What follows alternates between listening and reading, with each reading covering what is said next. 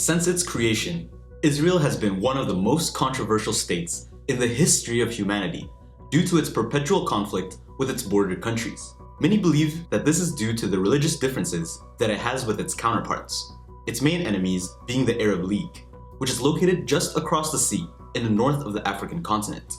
This conflict has been taking place for a little over 71 years and has cost thousands of human lives.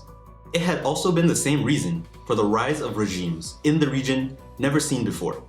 The first issue is the relocation of the Jewish people in Palestinian lands. The history of this conflict dates all the way back to the year 1914, during the era of the Great War, or now known as World War I, wherein the Ottoman Empire entered these lands in order to form the Central Powers.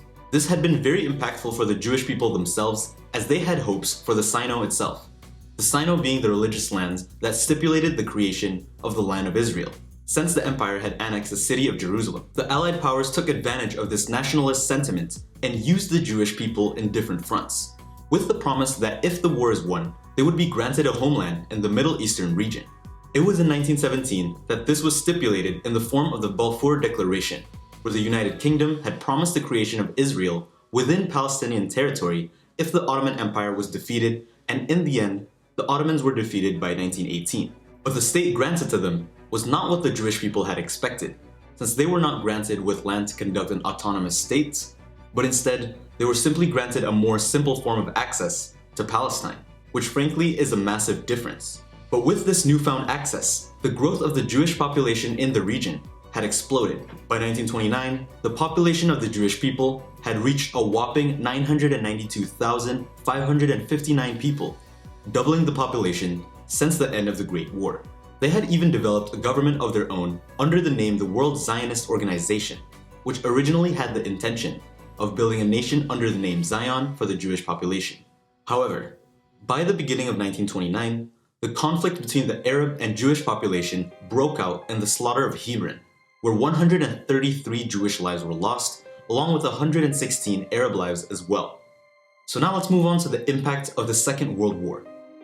Although the conflict between the two peoples were already underway, there was a period of, not exactly peace, but a period of calmness in Palestine after multiple British commissions contributed to a prompt solution. However, there was a heavy presence of anti-Semitism at the time, and it was so recurring in Europe that thousands of Jews chose to settle in Palestine, accounting for more than 1 million of Palestine's total population, which had directly resulted in the Arab Revolt that had caused the deaths of dozens of Jews in the country. Again, England attempted to resolve this conflict and even sent in a royal commission, which had come to the conclusion in 1936 that the two cultures could not live in peace within the same land.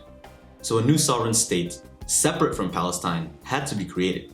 But as we all know, during this period, the English government was far more concerned with the rise of the hostile policy that was being executed by Germany, and they had become too preoccupied to deal with the conflict in Palestine by the end of 1937. Great Britain had stated that 10 years from that time, Palestine would be a properly functioning sovereign state that hosted the two cultures, and that for the following 5 years, the nation would not have to accept more than 75,000 Jews. But in retrospect, this was the worst time imaginable to make such promises, as by 1939, the Second World War would break out, and thus the start of the Holocaust, which had resulted in a massive global outrage, to such an extent that the creation of a Jewish sovereign state was direly needed. Knowing this, Winston Churchill reinforced his intentions to achieve this just after the end of the war. However, he didn't carry this out, despite the fact that in 1946, the US formally asked him to do so.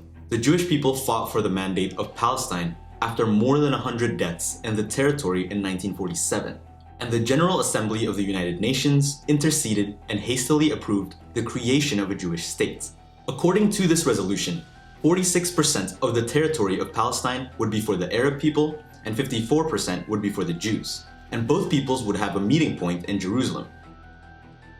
So now let's talk about the formal start of the conflict. Although the Jews accepted the creation of their states, the Arab population was not satisfied with the resolution, as they would lose more than a majority of Palestinian land itself.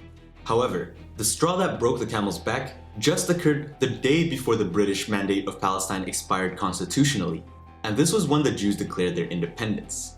This had caused the Arab allies, which includes Egypt, Syria, Transjordan, Iraq, and Lebanon, to start what is now known as the Arab-Israeli Conflict.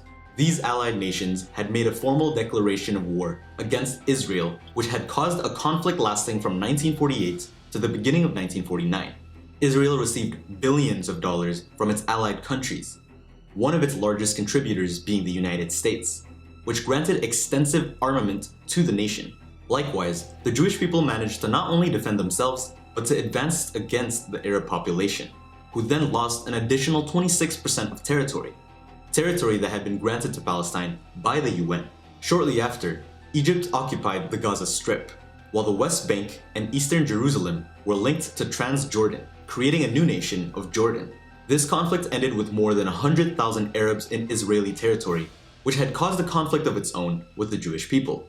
So many ended up being expelled. Soon after, the violent conflict had, for the most part, subsided. But by 1956, Egypt had occupied the Strait of Tryon, which was an important strategic area for the Jewish people.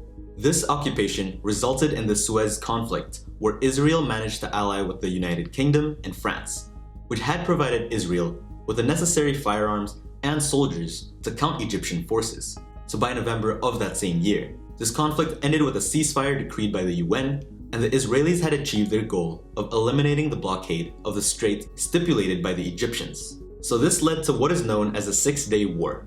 Although Israel had demonstrated its power, Egypt remained dissatisfied with the UN decision and mobilized a group of 80,000 soldiers to Sinai, which was supposed to be a neutral point between the Arab and Israelis. Egypt had also invaded the Gulf Islands, which was a meeting place for the Jewish people's vessels, and made a pact with the rest of the Arab League.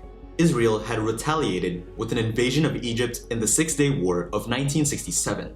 Within this war, Israel had bombed Sinai, East Jerusalem, the West Bank, the Gaza Strip, the Golan Heights, and the Sinai Peninsula, territories belonging to Jordan, Syria, and Egypt. So by the end of this conflict, it had resulted in 25,000 deaths, 45,000 wounded, more than 6,500 prisoners, and not to mention the 300,000 Palestinians displaced from their homeland. So the UN interjected again due to this conflict with Resolution 242, urging Israel to return the occupied territories, but also urging the Arab nations to recognize Israel as a sovereign state. In spite of this, however, neither side fulfilled their parts of the resolution, since Israel only returned some of the occupied territories, such as the Golan Heights. In promises, from 1967 until 1970, another conflict broke out, known as the War of Attrition, in which Egypt attempted to recover the Sinai Peninsula but did not succeed. So let's talk about the subsequent conflicts.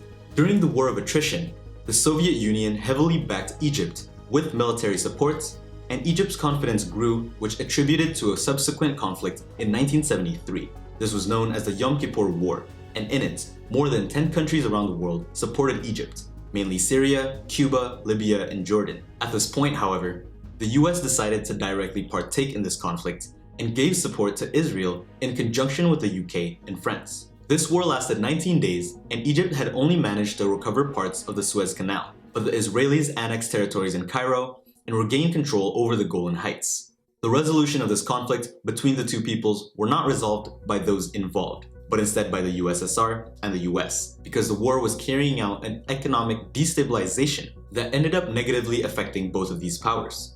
So when the war had ended, Israel banished several Palestinian guerrillas to Lebanon, who carried out multiple attacks on the Israeli territory throughout the 1970s. These guerrilla attacks kept going on until 1978, and the death toll exceeded 60 by the end. The Israeli state retaliated by invading southern Lebanon and created a security zone where they located the families of the Free Lebanon Army who promised to end the attacks towards the Jewish people.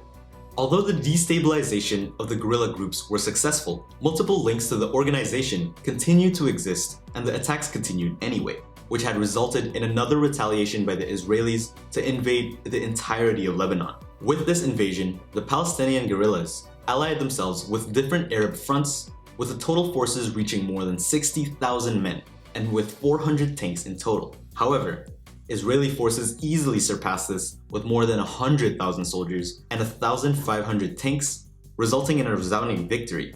Israel had won this conflict by such a large margin that it is known as the last invasive war that the Jewish people had against any Arab allied nation. Even so, there were still many movements against the Jewish people in the region, specifically in the Gaza Strip, in which many acts of aggression against the Jewish people were conducted, though with a more than proportional retaliation from the other end as well.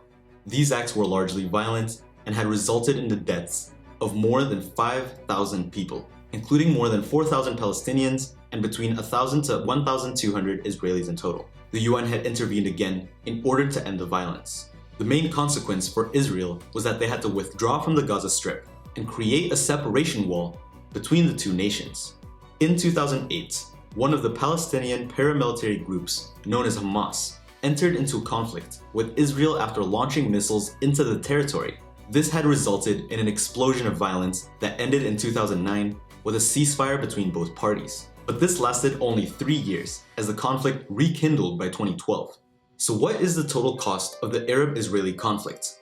Although there is no accurate official estimate, since casualties have been practically incalculable, it is estimated that there have been more than 92,000 deaths since the beginning of these wars. According to news sources, 74,000 of these deaths were military or people directly involved in the conflict, but the other 18,000 were only civilians.